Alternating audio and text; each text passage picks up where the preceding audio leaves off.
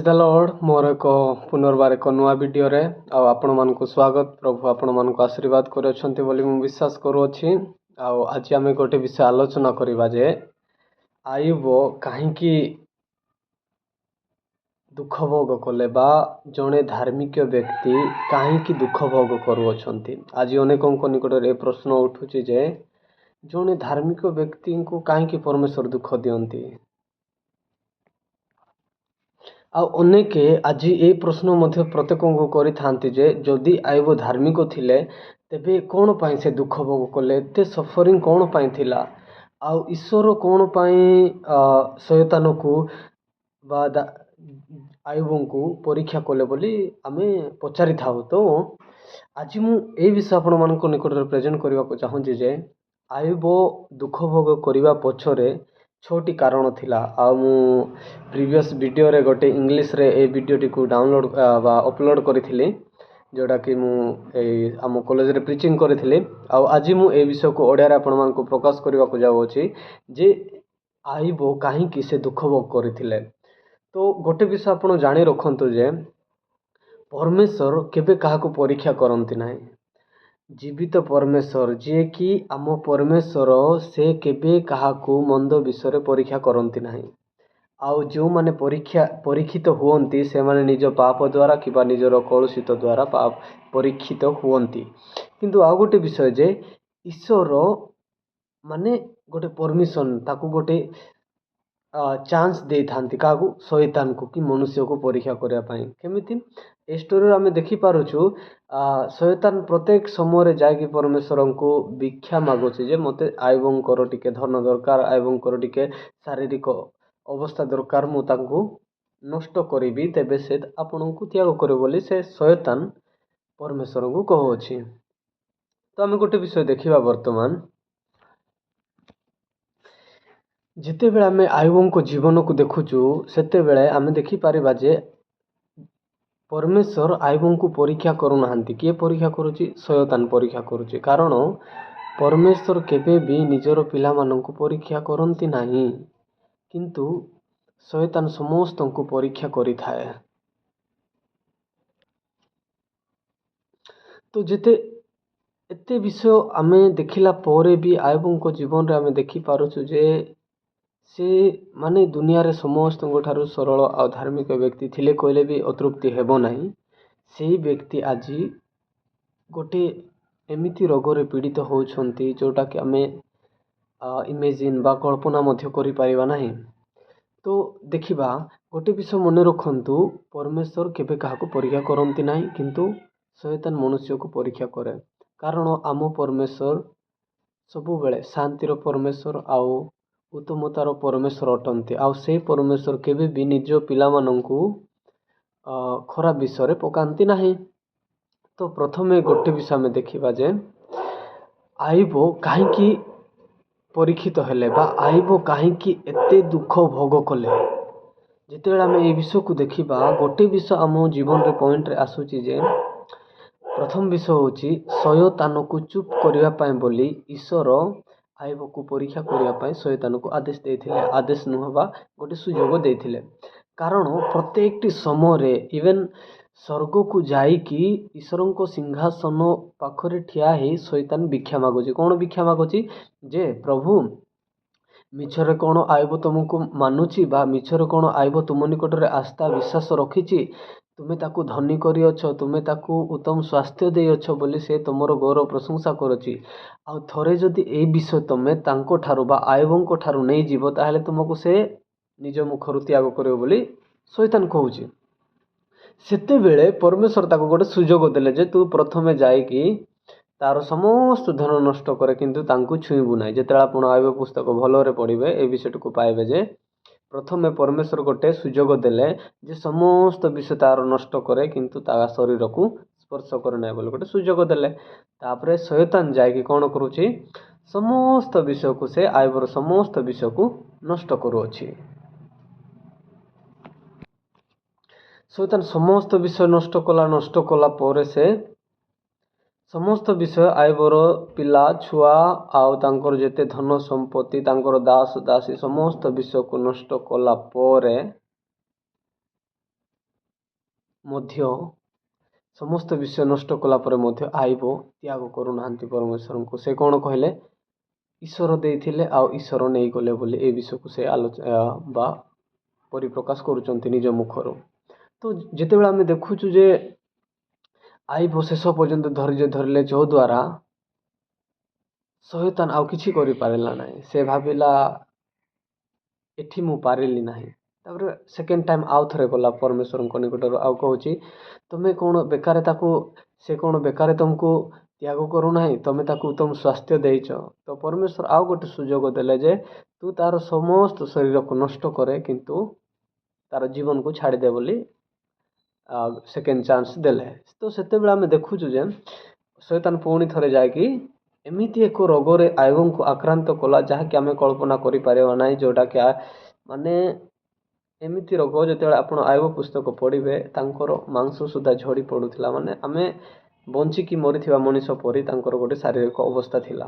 ତ ଆଜି ଆମେ ଦେଖିବା, ତ ଏଠୁ ଆମେ କ'ଣ ଶିଖୁଛୁ ଯେ ଆଇବଙ୍କର ପ୍ରଥମ ପରୀକ୍ଷାର କାରଣ ଥିଲା ଯେ ଶୟତାନକୁ ଚୁପ୍ କରିବା ପାଇଁ। କାରଣ ଶୟତାନ ଅନେକ ଥର ଯାଇକି ପରମେଶ୍ୱରଙ୍କ ନିକଟରେ ସେ ବାଦାନୁବାଦ କରୁଥିଲା ଯେ ଆଇବଙ୍କୁ ତୁମେ ମୋତେ ଦିଅ ଆଉ ମୁଁ ତାଙ୍କୁ ଏମିତି କରିବି ଯଦ୍ୱାରା ସେ ତୁମକୁ ନିଜ ମୁଖରୁ ତ୍ୟାଗ କରିବେ ବୋଲି ଶୟତାନର ଗୋଟେ ଚାଲ ଚାଲିଥିଲା। କିନ୍ତୁ ପରମେଶ୍ୱର ସୁଯୋଗ ଦେଲା ପରେ ବି ଆଇବଙ୍କର ସମସ୍ତ ବିଷୟ ନଷ୍ଟ କରୁଛି ଶୟତାନ। ନଷ୍ଟ କଲା ପରେ ବି ପରମେଶ୍ୱର କ'ଣ କହୁଛନ୍ତି, ଆଇବ କ'ଣ କହୁଛନ୍ତି, ଈଶ୍ୱର ଦେଇଥିଲେ ଈଶ୍ୱର ନେଇଗଲେ।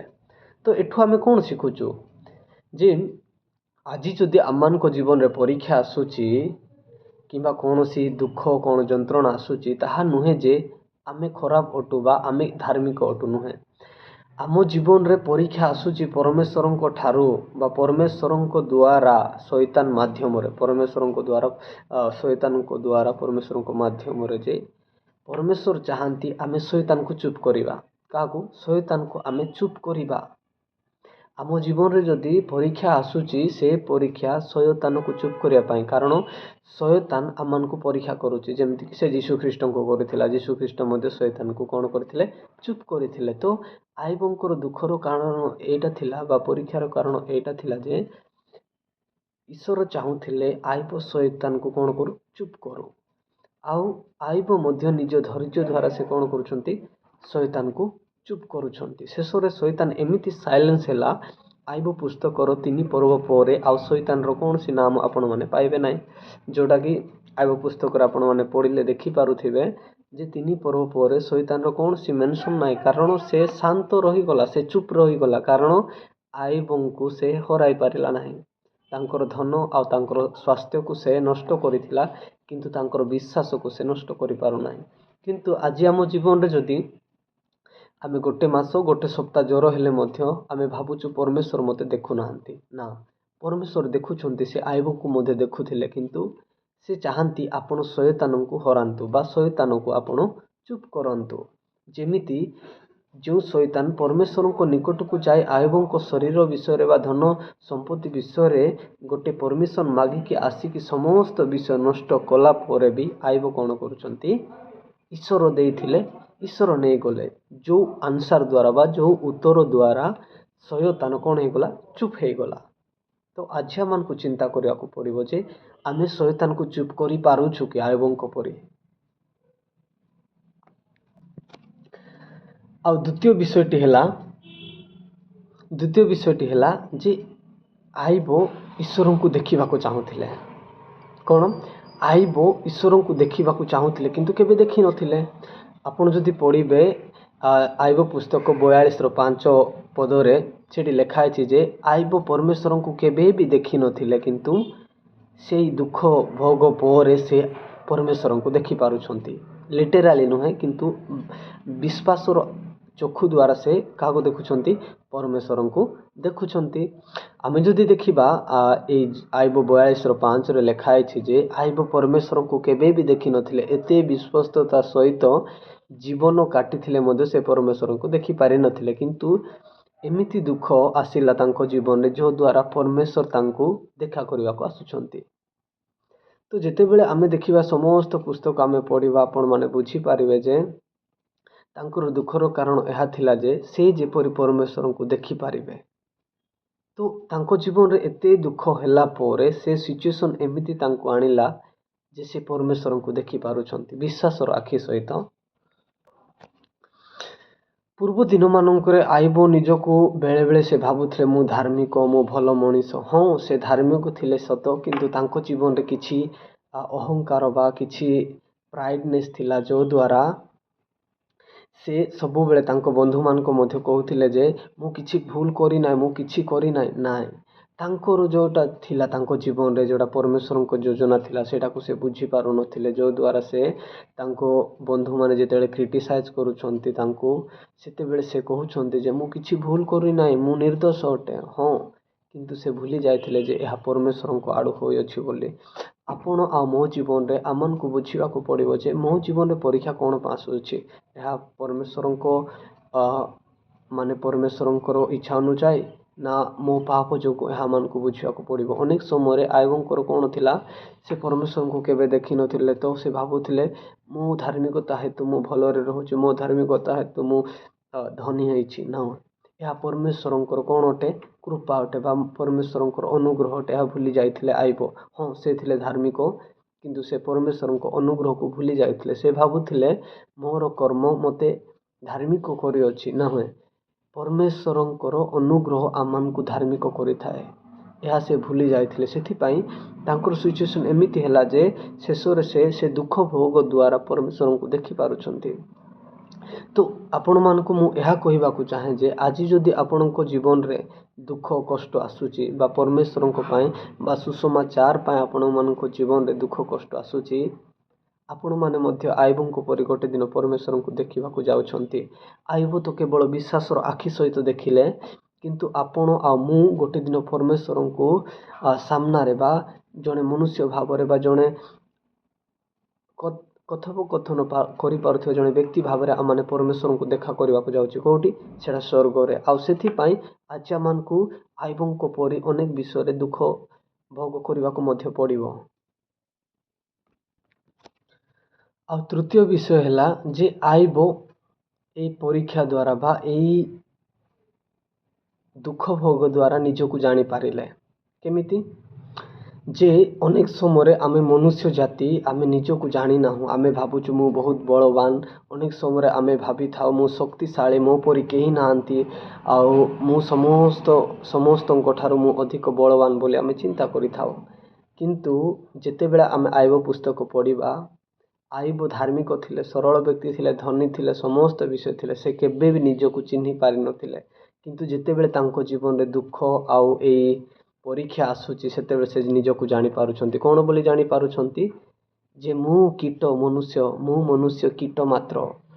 ଆଉ ଯେତେବେଳେ ପରମେଶ୍ୱର ତାଙ୍କୁ ଅନେକ କୋଶ୍ଚିନ୍ କରୁଛନ୍ତି, ସେ କହୁଛନ୍ତି ଯେ ମୁଁ କ'ଣ ଉତ୍ତର ଦେବି ପରମେଶ୍ୱର ଆପଣଙ୍କୁ। ତ ପୂର୍ବ ଦିନମାନଙ୍କରେ ସେ ନିଜକୁ ଜାଣିନଥିଲେ। ସେ ଭାବୁଥିଲେ ମୁଁ ବଡ଼ ଲୋକ, ମୁଁ ଧନୀଶାଳୀ ବୋଲି। କିନ୍ତୁ ଯେତେବେଳେ ସେ ଦୁଃଖ ଭୋଗ କଲେ ଆଉ ନିଜର ଅସ୍ତିତ୍ୱକୁ ବୁଝିଲେ ବା ନିଜର ଲିମିଟେଡ଼, ଆମେ ଦେଖିବା ଯେ ଈଶ୍ୱର ଅନଲିମିଟେଡ଼ ବା ଈଶ୍ୱରଙ୍କୁ କୌଣସି ସମୟ ସ୍ଥାନ ଧରିପାରେ ନାହିଁ, କିନ୍ତୁ ଆମେ ମନୁଷ୍ୟର ଲିମିଟେଡ଼ ଥାଏ। ସେମିତି ଆଇବ ଭାବୁଥିଲେ ମୁଁ ଧନୀ, ମୁଁ କ'ଣ ବି କରିପାରିବି। କିନ୍ତୁ ଏମିତି ଗୋଟେ ବିଷୟ ଆସିଲା ତାଙ୍କ ଜୀବନରେ, ସେ ନିଜକୁ ଜାଣିପାରିଲେ ଯେ ମୁଁ କୀଟ, ମୁଁ ଧୂଳି ମାତ୍ର ବୋଲି ସେ ସ୍ୱୀକାର କରୁଛନ୍ତି। ତ ମୁଁ କ'ଣ କହିବାକୁ ଚାହୁଁଛି ବା ବାକ୍ୟ ଆମମାନଙ୍କୁ କ'ଣ ଶିଖାଉଛି ଯେ ଈଶ୍ୱର ଚାହାନ୍ତି ଆପଣଙ୍କୁ କିଛି କହିବା ପାଇଁ। କ'ଣ କହିବା ପାଇଁ? ଯେ ଆପଣଙ୍କୁ ଜାଣିବା ପାଇଁ ଚାହାନ୍ତି ଈଶ୍ୱର। ଆପଣ ନିଜକୁ ଜାଣନ୍ତୁ ବୋଲି ଈଶ୍ୱର ଚାହାନ୍ତି। ତ ଅନେକ ସମୟରେ ଈଶ୍ୱର ଆମମାନଙ୍କୁ ଦୁଃଖ ବା ଯନ୍ତ୍ରଣା, ଶୟତାନ ଆମମାନଙ୍କୁ ପରୀକ୍ଷା କରିଥାଏ। କ'ଣ ପାଇଁ? ଆଉ ଈଶ୍ୱର ତାକୁ ସୁଯୋଗ ଦେଇଥାନ୍ତି। କ'ଣ ପାଇଁ? ଆମକୁ ଜାଣିବା ପାଇଁ। ଆମକୁ ନିଜକୁ ଜାଣିବାକୁ ପଡ଼ିବ ଯେ ମୁଁ ମନୁଷ୍ୟ, ମୋତେ ଈଶ୍ୱର ଜଣେ ଦରକାର ଅଟେ ବୋଲି। ମୁଁ ମନୁଷ୍ୟ, ମୁଁ ନିଜକୁ ସାହାଯ୍ୟ କରିପାରିବି ନାହିଁ, ମୋତେ ଗୋଟେ ସାହାଯ୍ୟକାରୀ ଦରକାର। ମୁଁ ମନୁଷ୍ୟ ପାପୀ, ମୋତେ ଜଣେ କ୍ଷମାକାରୀ ଦରକାର ବୋଲି ଆମମାନଙ୍କୁ ଚିହ୍ନିବାକୁ ପଡ଼ିବ। ସେହି ବିଷୟ ଶିକ୍ଷା ଦେବା ପାଇଁ ବୋଲି ଈଶ୍ୱର ଆଇବଙ୍କୁ ଶୟତାନ ମାଧ୍ୟମରେ ପରୀକ୍ଷା କରିଥିଲେ। ଆଉ ଚତୁର୍ଥ ବିଷୟ ଏହା ହେଲା ଯେ ଆଇବଙ୍କ ସାଙ୍ଗମାନେ, ସେମାନେ ଯେପରି ଅନ୍ୟକୁ ବିଚାର ନ କରିବେ। ଆମେ ଯେତେବେଳେ ଦେଖିବା, ଯେତେବେଳେ ଆଇବଙ୍କର ସମସ୍ତ ସମ୍ପୂର୍ଣ୍ଣତା ଆସିଗଲା ବା ସେ ଶେଷ ପାର୍ଟରେ ବା ଶେଷ ପର୍ଯ୍ୟାୟରେ ପହଞ୍ଚିଲେ, ସେତେବେଳେ ନିଜର ସାଙ୍ଗମାନେ ତାଙ୍କୁ ଅନେକ ବିଷୟରେ ଗାଳି ବା ତାଙ୍କୁ ବିଚାର କରିଥିଲେ ଯେ ତୁ ପାପ କରିଛୁ, ତୁ ଦରିଦ୍ରମାନଙ୍କ ଠାରୁ ଖାଦ୍ୟ ଚୋରାଇଛୁ, ତୁ ଅନେକ ଭୁଲ କାମ କରିଛୁ, ତୁ ସ୍ତ୍ରୀମାନଙ୍କ ଉପରେ ଚକ୍ଷୁ ପକାଇଛୁ, ସେଥିପାଇଁ ଏଇ ଦୁଃଖ ଭୋଗ କରୁଛୁ ବୋଲି ତାଙ୍କ ସାଙ୍ଗମାନେ କାହାକୁ କହୁଛନ୍ତି, ଆୟୋବଙ୍କୁ କହୁଛନ୍ତି।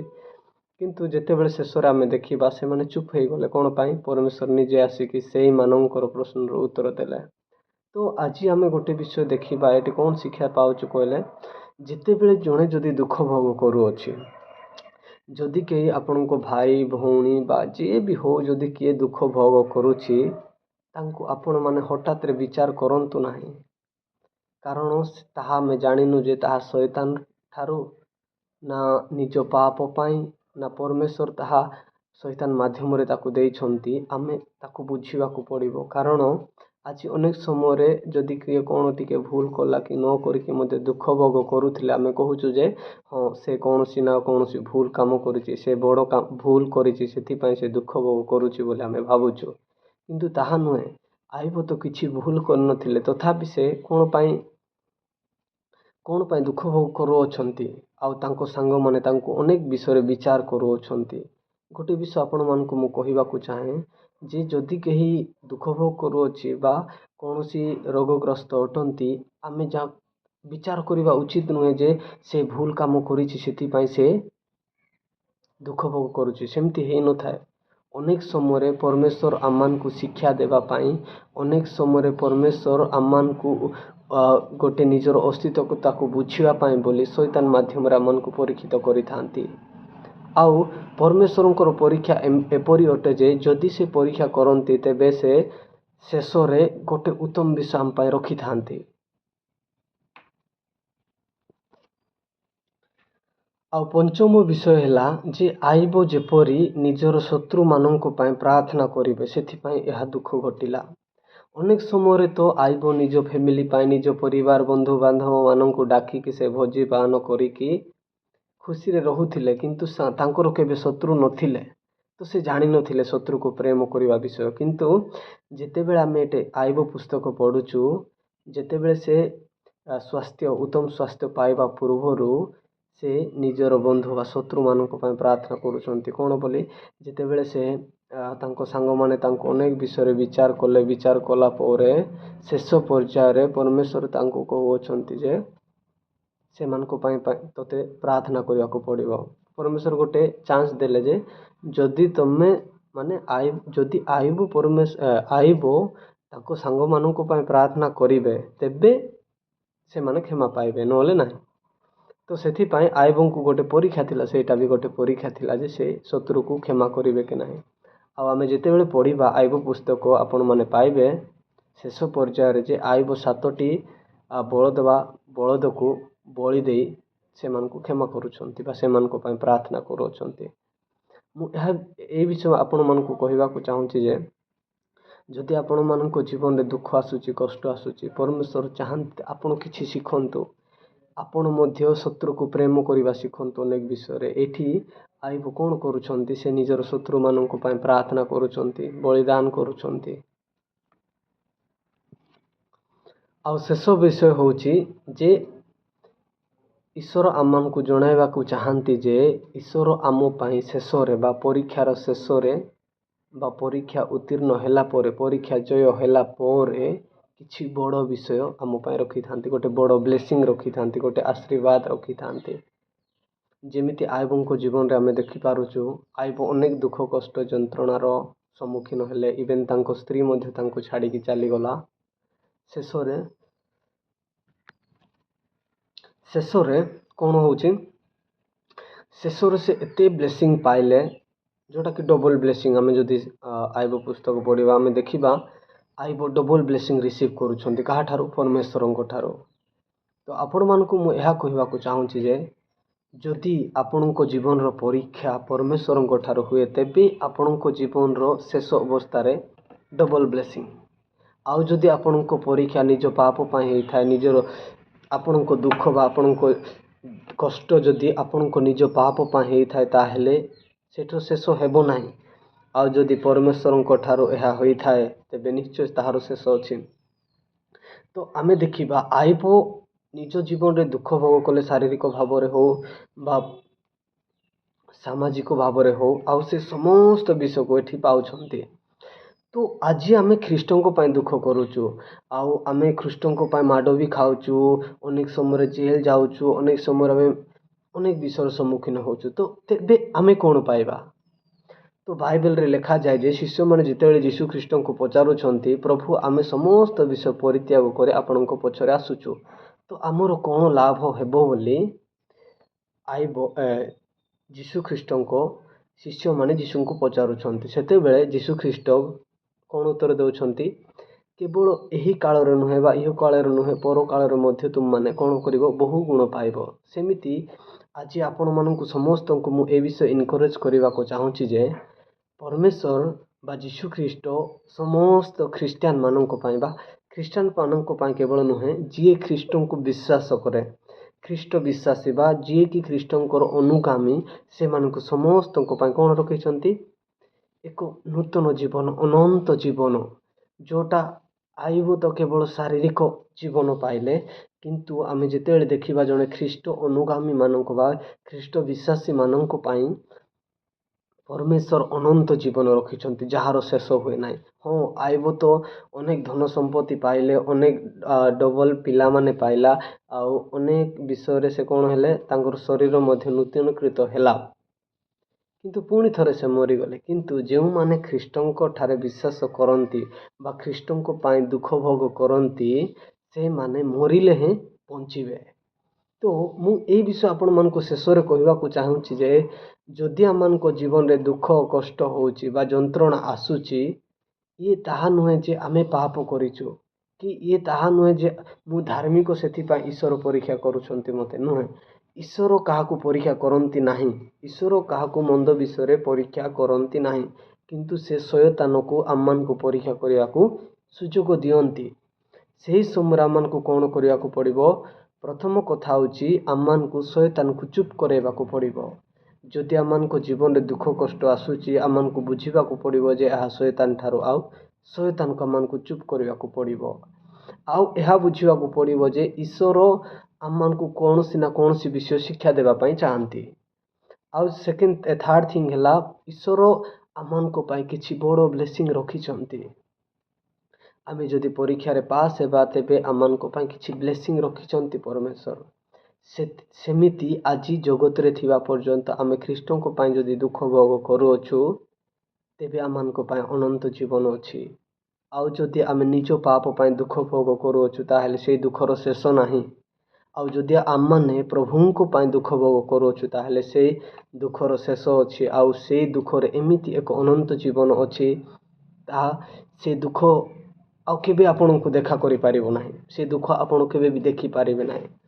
ସେଥିପାଇଁ ପ୍ରିୟ ପ୍ରଭୁଙ୍କ ଲୋକ, ମୁଁ ଏହା କହିବାକୁ ଚାହେଁ ଯେ ଆଇବଙ୍କ ପରି ବିଶ୍ୱାସରେ ସ୍ଥିର ରହିବା ଆବଶ୍ୟକ ଆଜି ଆମମାନଙ୍କୁ, ତେବେ ଆମମାନଙ୍କୁ ମଧ୍ୟ ଡବଲ ବ୍ଲେସିଂ ମିଳିବ। ଶେଷରେ ଆଉ ଗୋଟେ କଥା ମୁଁ ଆପଣମାନଙ୍କୁ ମନେ ପକାଇ ଦେବା ପାଇଁ ଚାହେଁ ଯେ ପରମେଶ୍ୱର ଶୟତାନକୁ ଅନୁମତି ଦିଅନ୍ତି। ପରମେଶ୍ୱର ମନୁଷ୍ୟକୁ ଖରାପ ବିଷୟରେ ପରୀକ୍ଷିତ କରନ୍ତି ନାହିଁ ବା ମନୁଷ୍ୟକୁ ଈଶ୍ୱର ମନ୍ଦ ବିଷୟରେ ପରୀକ୍ଷା କରନ୍ତି ନାହିଁ, କିନ୍ତୁ ସେ ଶୟତାନକୁ କ'ଣ ଦିଅନ୍ତି? ଅନୁମତି ଦିଅନ୍ତି। ଏହି ବିଷୟକୁ ଆପଣମାନଙ୍କୁ ଆଉ ମୋତେ ଭୁଲିବାକୁ ନ ପଡ଼ୁ, କାରଣ ଅନେକ ସମୟରେ ଆମେ ଭାବିଥାଉ ଯେ ପରମେଶ୍ୱର ମୋତେ ପରୀକ୍ଷା କରୁଅଛନ୍ତି, ଈଶ୍ୱର ମୋତେ ପରୀକ୍ଷା କରୁଅଛନ୍ତି, ଯୀଶୁ ଖ୍ରୀଷ୍ଟ ମୋତେ ପରୀକ୍ଷା କରୁଛନ୍ତି। ନା, ଈଶ୍ୱର କେବେ କାହାକୁ ମନ୍ଦ ବିଷୟରେ ପରୀକ୍ଷା କରନ୍ତି ନାହିଁ, କିନ୍ତୁ ସେ ଶୟତାନକୁ ଅନୁମତି ଦେଇଥାନ୍ତି। ଯେ କେବଳ ଶୟତାନ ହିଁ ଜଣେ ପରୀକ୍ଷାକାରୀ, ସେ ସବୁ ବିଷୟକୁ ନଷ୍ଟ କରିବା ଶୟତାନ, ସେ ସମସ୍ତ ବିଷୟରେ ସେ ଚାହିଁଥାଏ ଯେ ମନୁଷ୍ୟକୁ ନଷ୍ଟ କରିବା ବିଷୟ, ଆଉ ଈଶ୍ୱରଙ୍କ ଠାରୁ ମନୁଷ୍ୟର ସମ୍ପର୍କକୁ ବିଚ୍ଛେଦ କରିବାକୁ ଶୟତାନ ସବୁବେଳେ ଚେଷ୍ଟା କରିଥାଏ। ତ ଏହି ବିଷୟକୁ ଆପଣମାନଙ୍କୁ ମନେ ରଖିବାକୁ ପଡ଼ିବ ଯେ ଈଶ୍ୱର ଚାହାନ୍ତି ଯେ ଆପଣ ସମସ୍ତ ବିଷୟରେ ସ୍ଥିର ରୁହନ୍ତୁ, ଆଉ ଶୟତାନକୁ ଚୁପ୍ କରିବା ଶିଖାନ୍ତୁ। ଆପଣଙ୍କ ଜୀବନରେ ଆପଣଙ୍କୁ ଶୟତାନକୁ ଶିକୁଳି ବାନ୍ଧିବାକୁ ପଡ଼ିବ ଈଶ୍ୱରଙ୍କ ବାକ୍ୟ ଦ୍ୱାରା ବା ଈଶ୍ୱରଙ୍କ ଠାରେ ବିଶ୍ୱାସ କରିବା ଦ୍ୱାରା। ଯଦି ଆପଣ ସେ ବିଷୟ ଜିତି ପାରିବେ ନାହିଁ, ତାହେଲେ ଆପଣ ଆଇବଙ୍କ ପରି ବ୍ଲେସିଂର ଯୋଗ୍ୟ ନୁହେଁ। ପ୍ରିୟ ବନ୍ଧୁଗଣ, ଆମ ଚ୍ୟାନେଲକୁ ଲାଇକ୍ ଆଉ ସବସ୍କ୍ରାଇବ୍ କରନ୍ତୁ ଏମିତି ଭିଡ଼ିଓ ଦେଖିବା ପାଇଁ। ଆଉ କମେଣ୍ଟ ମଧ୍ୟ କରନ୍ତୁ, ଯଦି କିଛି ଭୁଲ ହେଇଛି ତାହେଲେ କମେଣ୍ଟରେ ଜଣାନ୍ତୁ। ମୁଁ ବିଶ୍ୱାସ କରୁଅଛି ଆପଣମାନେ ଏଇ ଛୋଟିଆ ବିଷୟଟାକୁ ଭଲ ଭାବରେ ବୁଝିପାରିଲେ ଯେ ଆଇବ କ'ଣ ପାଇଁ ପରୀକ୍ଷିତ ହେଇଥିଲେ। ମୁଁ ଯେମିତି କହିଲି, ପ୍ରଥମ ବିଷୟ ଶୟତାନକୁ ଚୁପ୍ କରିବା ପାଇଁ, ଦ୍ୱିତୀୟ ବିଷୟ ଆଇବଙ୍କୁ ଶିକ୍ଷା ଦେବା ପାଇଁ, ଆଉ ତୃତୀୟ ବିଷୟ ଆଇବ ପରମେଶ୍ୱରଙ୍କୁ ଦେଖିପାରିଲେ, ଚତୁର୍ଥ ବିଷୟ ଯେ ଆଇବ ନିଜକୁ ଜାଣିପାରିଲେ, ପଞ୍ଚମ ବିଷୟ ସେ ନିଜର ଶତ୍ରୁମାନଙ୍କ ପାଇଁ ପ୍ରାର୍ଥନା କଲେ, ଆଉ ସିକ୍ସଥ ବିଷୟ ଏହା ବୁଝିବା ପାଇଁ ଯେ ପରମେଶ୍ୱର ସମସ୍ତ ତାଙ୍କର ଦାସ ଦାସୀ ବିଶ୍ୱସ୍ତ ଦାସ ଦାସୀମାନଙ୍କର ଶେଷ କାଳରେ ଏକ ଗ୍ରେଟ୍ ବ୍ଲେସିଂ ବା ବଡ଼ ବ୍ଲେସିଂଟେ ରଖିଅଛନ୍ତି। ଧନ୍ୟବାଦ।